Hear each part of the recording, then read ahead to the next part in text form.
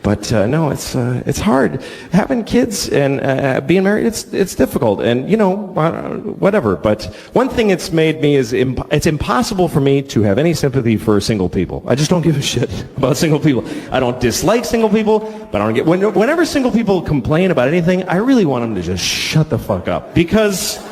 First of all, if you're single, your life has no consequence on the earth. Even if you're helping people aggressively, which you're fucking not, nobody gives a shit what happens to you. You can die and it actually doesn't matter. It doesn't. Your mother will cry, whatever, but otherwise nobody gives a shit. I can't die. I got 2 kids and my wife doesn't fucking work, so I don't get to die. I can't die. I love her, but she's a painter. Great. Paint $1, take some pressure off, please. But single people, they complain like we don't complain. When you ask a parent, hey, how's the family? We go, great. That's all we ever say. It's never fucking great. But we say great because we're not going to tell you, well, my wife assassinated my sexual identity and my children are eating my dreams. We don't fucking bother you with that. We just say great. But if you ask a single person, how's it going? They're like, well, my apartment doesn't get enough southern light, and the carpeting is getting a little moldy. You know what you should do? Burn it down and kill yourself, because nobody fucking cares. My girlfriend doesn't like the same music as me, and she acts bored at parties. We fucking call her and say, fuck you, and hang up, and leave her. You can end that shit with a phone call. I need a fucking gun and a plane ticket and bleach and shit. I need a whole bunch of... Thank you guys very much. You've been really great. Your new show, Horace and Pete. Yeah. And what's stunning is I've been watching this show. The people you got to be in the program, the actors are of the highest caliber. You've really got these fantastic people. Steve Buscemi and Edie Falco and I play siblings. Mm-hmm. And then Alan Alda plays our uncle. Yeah. And Jessica Lange plays our dead father's girlfriend. Right. I mean, they, she was his girlfriend before he died. Yes. When he died, she broke up with him. Yeah.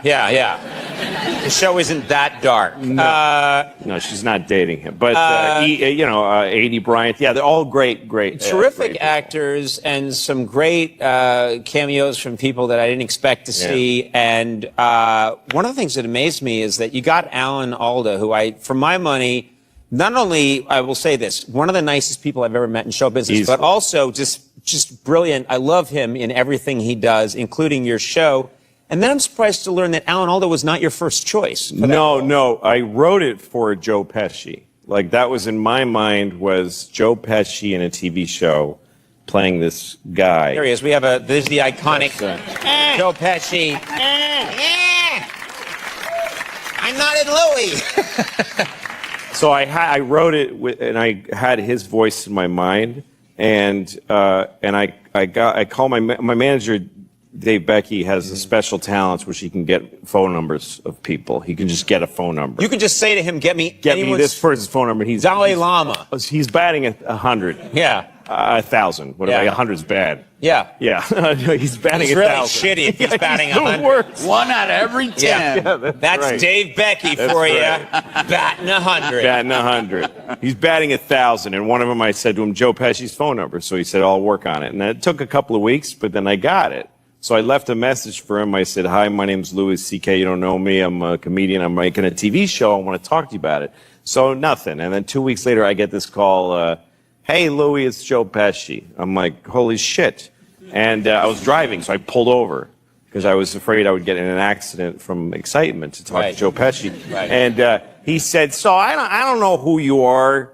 Never heard of you. Really? Yeah, he goes, but a friend of mine put some stuff in front of me when I got your call. And he goes, first of all, I'm not doing your show. But, he says, the first thing I saw was some stand-up. I'll tell you right now, quit that, because you're no good at that. He said that? Yeah, he said, I can tell it's something you're trying out, and it's not for you. And, but I saw some stuff you're acting, and it was okay. but I'm not interested in being your show. I just thought I'd give a courtesy call. And I said, well, give me a minute to pitch you, to make you want to do it. I said, look, just let me send you the scripts. I think you'll like this part. He said, yeah, but I don't want to hurt your feelings if I don't like the scripts. And I said, well, I've been a comedian for 30 years. You can't hurt my feelings. And he goes, you're not so much a comedian as you think you are, pal.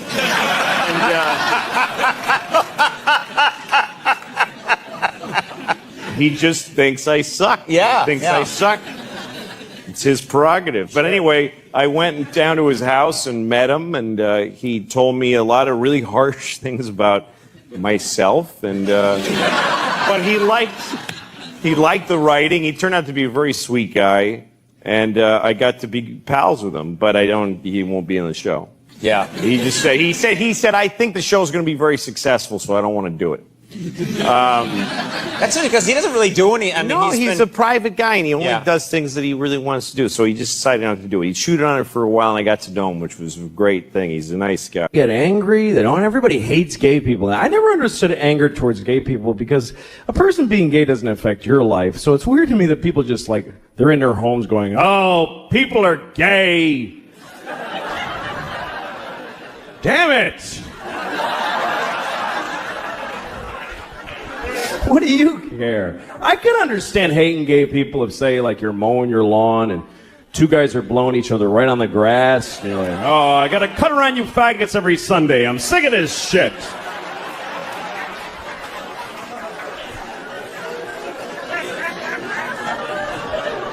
Or say you're eating your breakfast in the morning and you're about to put your spoon in the cereal bowl and two guys touch dicks right in front of you. Hey, come on!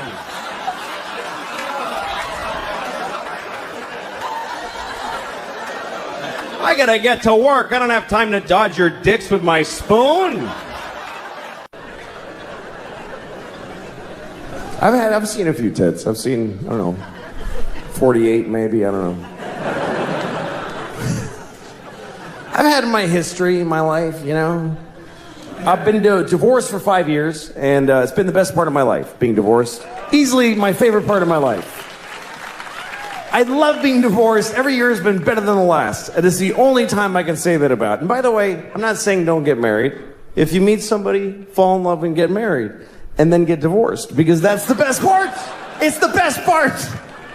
Marriage is just like a larva stage for true happiness, which is divorce, because you just let go and everything's fine now. Divorce is forever. It really actually is. Marriage is for how long you can hack it.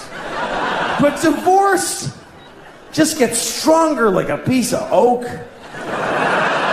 Nobody ever says, oh, my divorce is falling apart, it's over, I can't take it. And again, if you're in a good marriage, stay in it. If you're in the best marriage ever, stay in it. I'm just saying, if you got out, it would be better. That's just a fact. I'm sorry, but it's true.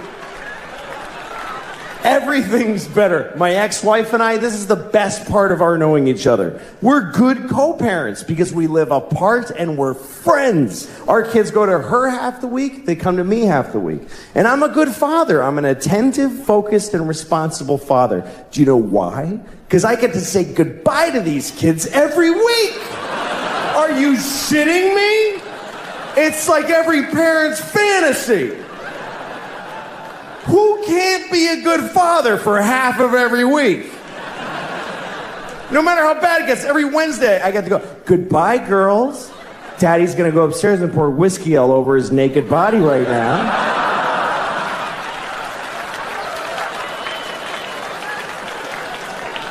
I'm gonna lay in my own filth until 2 seconds before you come back here.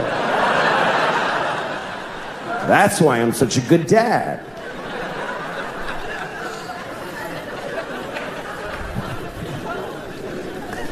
My daughter was having a dance thing at her school. They had this big dance.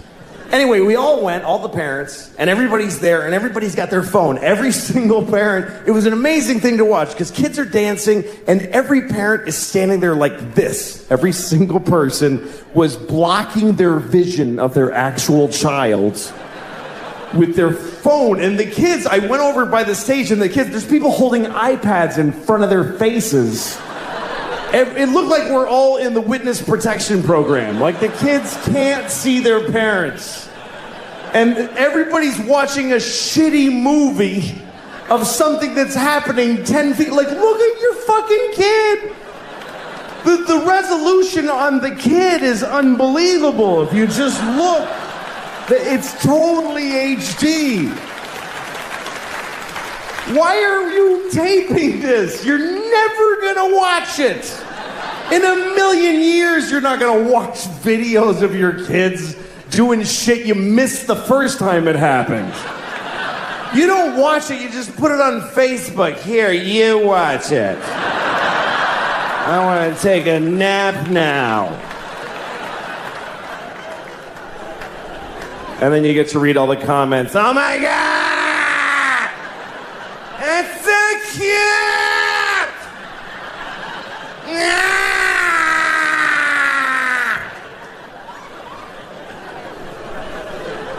And guess what? They're not watching it either. They're not watching the video. These kids are dancing for no one. Nobody watches the videos on your Facebook. They see the first frame of a kid and they go, ah, that's very nice. Okay, back to this.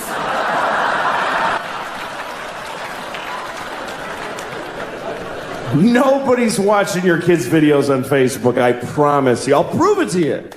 Next time you tape your kids dance, take 1 second of it and then add 20 minutes of just your own asshole. Just go in the bathroom and just record your own anus opening and closing for 20 minutes. Tack it on to your kid dancing for a second and put that on Facebook. Everybody will write the same thing. That's adorable. I think I see a future star. I have this friend, he has a phone that can IM, he can instant message, and so now I really want him to die because I'm sick of getting these fucking messages from him on his phone. I'm in a shoe store. That's the whole message. We're not secret agents. I don't need to know where you are. So I get this message from him. He says, I'm on an airplane in Seattle. So I wrote back and I said, well, I hope your plane crashes. And he gets pissed off and he calls me, take it back. We're about to take off. I'm like, fuck you. I hope it crashes. I don't have to take it back. Hope it crashes twice. Hope it crashes and kills Happy and they go, fuck it, let's try again. And they take off and crash again. I hope that happens. Sincerely, I hope it. And he tries to he goes, well, how are you going to feel now if my plane crashes after you went and said that? I'm like, are you shitting me? That would be amazing. To know that I can do that? I'd happily trade your life for knowledge of my powers. He's one of those guys who just makes you hate him because, you know when you have a friend that you hate, you can't break up with your friends, you know? He always starts conversations that I don't want to have. You know, he's like, hey, what would you do if you had a time machine? I'm like, fuck you. You know what? I wouldn't use it. I just let it sit in my house. I'd put a drink on it. And yeah, I got a time machine. I never even wanted it. I don't know. Not interested. I'd use it to go back 30 minutes ago and punch you in the fucking face before you asked me that. That's all. One use. So he goes, well, here's what I would do. Because of course that's the whole fucking point of asking me, is to stare at me while I say mine and then say his. So he said if he had a time machine, he would kill Hitler. Like he would go back and kill Hitler. I love that he thinks he can just kill Hitler just because he just goes back there and walk up and kill the dude. And I was thinking, that's a noble purpose for a time machine. I would do that, but I would have gone back then, but I wouldn't have killed Hitler. I would have raped him. That's what I thought. Because I think that would have been enough. I think that would have stopped him from doing all that shit. If he had been raped by me, he never would have pulled any of that stuff, man. Should we invade Poland? No, I'll just take a shower. I don't feel good. He would have...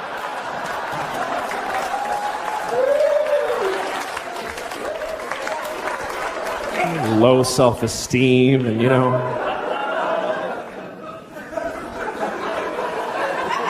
I'm not condoning rape, obviously. You should never rape anyone. Unless you have a reason, like you want to fuck somebody and they won't let you, in which case, what other option do you have? How else are you supposed to have an orgasm in their body if you don't rape them? I mean, what the fuck? Okay, that's fucked up. But you got to be careful what you name your kid. You do have to be careful because what happens is other kids in school are going to make fun of them. They're going to make fun of their name. And you don't have to give them a weird name because they can do it with any name. Kids are geniuses at that. Any name, they take it, they go Louie Screwy, Joey Blowy, Mike, your mother's a dyke, whatever. They find a way, these kids. Any name, what's your name? Eric, you fucking asshole. See, just like that. Lightning speed these kids got. What's your name? Joe, eat a bag of shit, cunt face. You see, just like that. He got that all through school and cried like a pussy. It's not gonna happen to my little girl. My daughter is really something else, man. She runs the house. She runs the whole house. She decides everything. Like we were playing hide and seek the other day. We play hide and seek, and we play by her rules that she invented. And do you know why? Because she sucks at hide and seek. And so she covers it with this fucking ruse to level the playing field. And I gotta fucking pretend it's all that she's great. No, it's bullshit. Like, we're playing... No, fucking... I know she's a kid, but fucking listen. When it's my turn to hide, she tells me where to hide. She tells me where. She goes, hide in the closet, Papa, but you're gonna know where I... Hide in the closet! All right, fuck, I'll hide in the closet. Good, fine. Now I'm just standing in the closet like an asshole. She comes in, I found you. She's like shitty about it, like, I found you. And I'm like, wow. How did you figure out where you told me to fucking hide?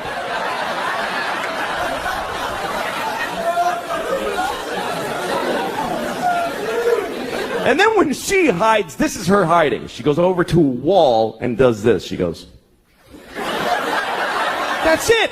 There's nothing here. What the fuck is this? Like this is some ninja invisibility crouch. And I gotta act like an idiot. I can't just walk in and go, yeah, you're there. Because she'll cry and shit her pants, right? So I gotta walk around like an asshole. Where is she? I have no idea.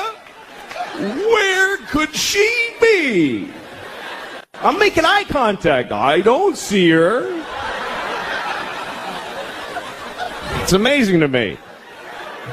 The other day we're playing, this is how things have gotten in my house, okay? Here's a very good example of where it's gone. We're playing a version of hide and seek where my wife and I have to decide together where to look. She likes that. She's like, Mama, you tell Papa where to look. Okay, well, fine. So she's over there hiding like this, just in plain sight.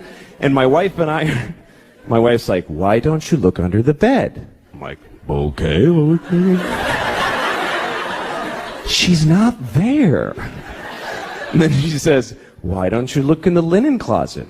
Okay. So I open the closet. She goes, that's not the linen closet. We don't put that in there anymore. All right, fuck that. Jesus. All right, I'll look in. So I look in that. Why would she be in that closet? That has shelves. She can't stand in a shelf. Well, maybe she's crawled in a shelf. Now we're having a fight about where to look for this fucking kid who's standing right there.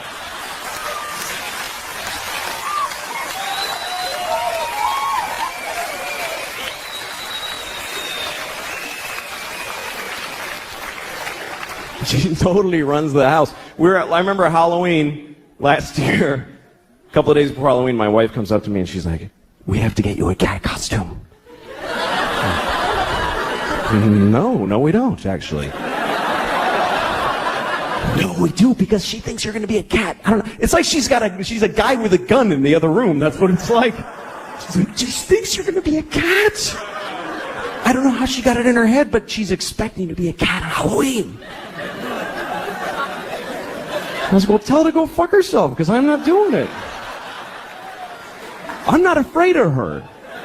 She's 2. I'll fucking fight her. I could take her. I could beat the shit out of thousands of 2-year-olds all day, just walk around. They would never even gang up on me. They suck. I'm not afraid of her. So my wife decided that she wanted to get pregnant again. She decided it. And this is back in August, she told me, you need to be in town next week. Why? Because I'm getting, I'm ovulating. So, like, not do you want another kid, just be in town. That's how she handles it. I'm like, I don't want another kid, so fuck it. And she's like, all right. Next week, she starts blowing me, right? Now, she hasn't blown me in, Jesus, I don't know if I've ever been blown. That's how long it is.